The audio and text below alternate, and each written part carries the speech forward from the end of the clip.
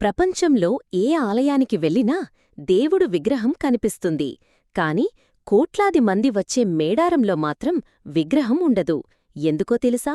దీని వెనుక ఒక వీరత్వంతో కూడిన రహస్యముంది.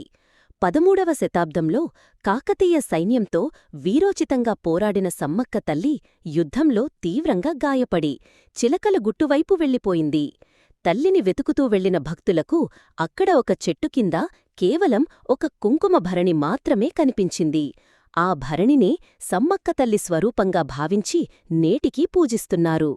ప్రతి 2 ఏళ్లకోసారి ఆ గుట్టనుంచి కుంకుమ భరణిని కిందకు తెచ్చిన క్షణం నుంచే మేడారం జాతర అసలైన ఆధ్యాత్మిక రూపాన్ని దాల్చుతుంది.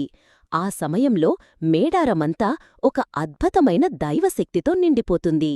ఇక్కడ మరో వింత ఏంటంటే, భక్తులు అమ్మవారికి బంగారం సమర్పిస్తారు. అంటే బంగారం కాదు, బెల్లాన్ని బంగారంలా భావించి మొక్కులు తీర్చుకుంటారు. ఆసియాలోనే అతి పెద్ద గిరిజన జాతర ఇది. ఆ తల్లి మహిమ అపారం.